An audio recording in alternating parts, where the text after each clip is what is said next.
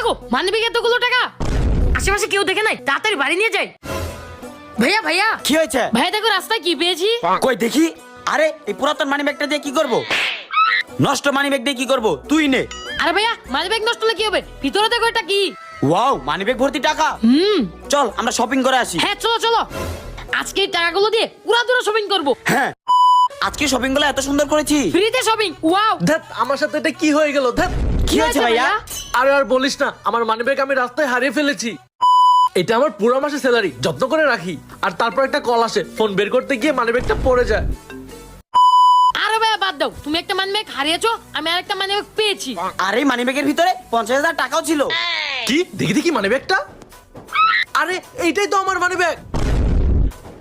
এর ভিতরে 50,000 টাকা ছিল। টাকা কই? ভাইয়া সব টাকা দিয়ে আমরা মার্কেট করে ফেলেছি। এটাতে আমার পুরো মাসের স্যালারি ছিল। দাঁড়া আজকে।